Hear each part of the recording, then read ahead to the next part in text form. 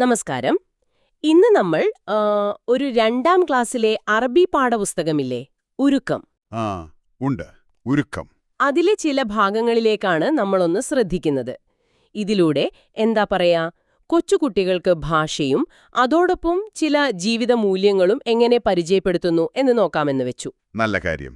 ശരി. അപ്പൊ നമുക്ക് നേരെ കാര്യത്തിലേക്ക് കടക്കാമല്ലേ. ഈ പുസ്തകം തുടങ്ങുന്നത് തന്നെ കുറച്ച് അടിസ്ഥാന വാക്കുകളിലൂടെയാണ്. അതെ. മൃഗങ്ങൾ, പക്ഷികൾ, പിന്നെ സാധനങ്ങൾ, അങ്ങനെയൊക്കെ. സമക്കുൻ മത്സ്യം, ഫറാശത്തുൻ ചിത്രശലഭം, ഫീലുൻ ആന, കുറത്തുൻ പന്ത്, അങ്ങനെ കുറെ വാക്കുകൾ. വളരെ സാധാരണ വാക്കുകൾ തന്നെ. പക്ഷേ അവിടെ തന്നെ ശ്രദ്ധിക്കേണ്ട ഒരു കാര്യമുണ്ട്. ഈ വാക്കുകൾ പറയുമ്പോൾ തന്നെ അറബിയിലെ ലിംഗഭേദം, ജെൻഡർ, കുട്ടികളെ പഠിപ്പിക്കുന്നുണ്ട്. ഓ, അതെങ്ങനെയാണ്? ഹേദ, ഹാദിഹി, രണ്ടിനും ഇത് എന്ന് തന്നെയാണ് അർത്ഥം. പക്ഷേ ഒന്ന് പുല്ലിംഗം, അതായത് മാസ്കുലിൻ, മറ്റേത് സ്ത്രീലിംഗം, ഫെമിനിൻ. ഓഹോ, ശരി ശരി. അപ്പോ ഹേദ ഫീൽ, ഇതൊരു ആന. പിന്നെ ഹാദിഹി ബപ്പ, ഇതൊരു താറാവ്. അങ്ങനെയാണോ? അതെ, കൃത്യം. അപ്പൊ ഈ ജീവനില്ലാത്ത വസ്തുക്കൾക്കോ, പന്ത്, കുറത്തുൻ, അത് സ്ത്രീലിംഗമായിട്ടാണല്ലോ അവിടെ കണ്ടത്. അതെ അതെ, അറബിയിൽ അങ്ങനെയാണ്. നാമങ്ങൾക്ക്, അതായത് നൗൺസിന് ലിംഗഭേദമുണ്ട്. അത് ജീവനുള്ളതിനും ഇല്ലാത്തതിനും ഒരുപോലെയാണ്. ഇത് ആ ഭാഷയുടെ ഒരു ഘടനയുടെ ഭാഗമാണ്. അപ്പോ 2ാം ക്ലാസ്സിൽ തന്നെ ഇത് പഠിപ്പിക്കുന്നത് ശരിക്കും പറഞ്ഞാൽ പിന്നീട് ഭാഷ പഠിക്കുമ്പോൾ ഒരടിസ്ഥാനം കിട്ടാനാണ്. ശരിയാണ്. അതുപോലെ ചില ക്രിയകളും, വേർബ്സ് കാണുന്നുണ്ടല്ലോ. യഷ്റബു കുടിക്കുന്നു, യകുലു കഴിക്കുന്നു, വളരെ ബേസിക്. എന്നാൽ എനിക്ക് കുറച്ചുകൂടി ഇൻട്രസ്റ്റിംഗ് ആയി തോന്നിയത് അഭിവാദ്യങ്ങളാണ്, ഗ്രീറ്റിംഗ്സ്. അവിടെ കുറച്ചുകൂടെ ഒരു സാംസ്കാരിക തലം വരുന്നില്ലേ? തീർച്ചയായും. സബാഹുൽ ഖൈർ, സുപ്രഭാതം, പിന്നെ അസ്സലാമു അലൈക്കും, നിങ്ങൾക്ക് സമാധാനം, അങ്ങനെയുള്ളവ.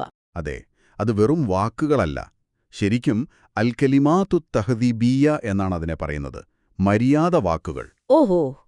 പരസ്പരം എങ്ങനെ അഭിവാദ്യം ചെയ്യണം, നന്ദി എങ്ങനെ പറയണം, ശുക്രൻ, സുഖവിവരം എങ്ങനെ ചോദിക്കണം, കൈഫൽ ഹാൽ, ഇതൊക്കെ ആ ഭാഷാപഠനത്തിന്റെ ഭാഗമായിട്ട് തന്നെ വരുന്നുണ്ട്. അപ്പോ ഭാഷയോടൊപ്പം സംസ്കാരവും പഠിപ്പിക്കുന്നു. അതെ, അറബി സംസ്കാരത്തിൽ ഈ സാമൂഹിക മര്യാദകൾക്ക് നല്ല പ്രാധാന്യമുണ്ട്. അത് പ്രതിഫലിക്കുന്നുണ്ട്. ശരിയാണ്.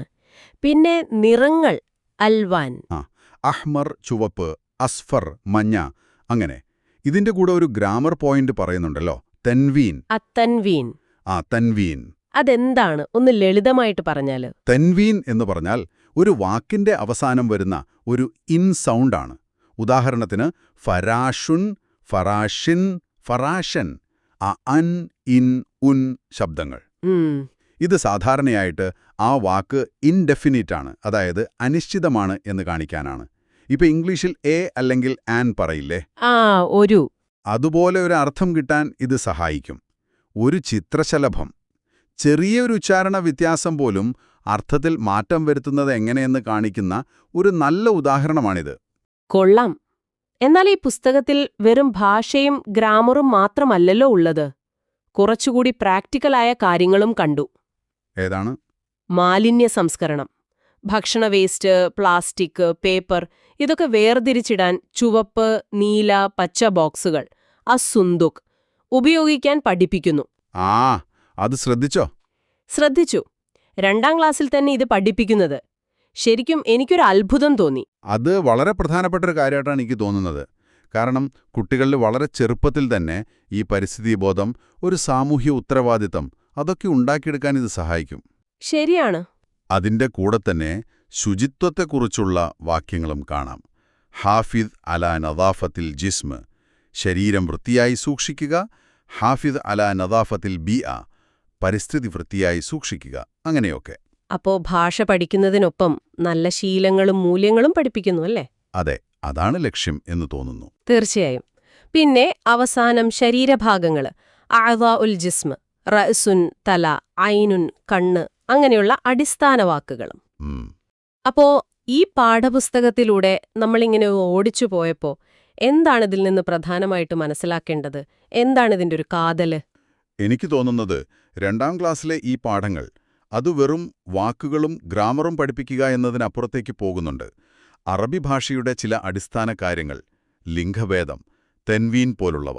അതോടൊപ്പം സാമൂഹിക മര്യാദകൾ, നമ്മൾ നേരത്തെ പറഞ്ഞ അഭിവാദ്യങ്ങൾ പോലെ, പിന്നെ വളരെ പ്രായോഗികമായ ജീവിത പാഠങ്ങൾ, ശുചിത്വം, മാലിന്യ സംസ്കരണമൊക്കെ. ഇതെല്ലാം കൂടി ഒരുമിപ്പിക്കാനുള്ള ഒരു ശ്രമം ഇതിലുണ്ട്. ശരിയാണ്. ഭാഷയെ ഒരു ടൂളായിട്ട് മാത്രം കാണാതെ സംസ്കാരത്തിന്റെയും മൂല്യങ്ങളുടെയും ഭാഗമായി അവതരിപ്പിക്കുകയാണ്. അത് ഭാഷാ പഠനത്തെ കൂടുതൽ പ്രസക്തമാക്കൂ അല്ലേ? കൂടുതൽ റിലേറ്റബിൾ ആക്കും കുട്ടികൾക്ക്. തീർച്ചയായും. അപ്പോൾ നിങ്ങൾക്ക് ആലോചിക്കാനൊരു കാര്യം കൂടി ഞാൻ പറയാം. പറയൂ. ഒരു ഭാഷയുടെ ഏറ്റവും അടിസ്ഥാനപരമായ പാഠങ്ങളിൽ പോലും ഇതുപോലെ പ്രത്യക്ഷമല്ലാത്ത രീതിയിൽ എന്തെല്ലാം സാംസ്കാരിക കാര്യങ്ങൾ, സാമൂഹിക ചിന്തകളൊക്കെ ഉൾച്ചേർന്നിട്ടുണ്ടാവാം.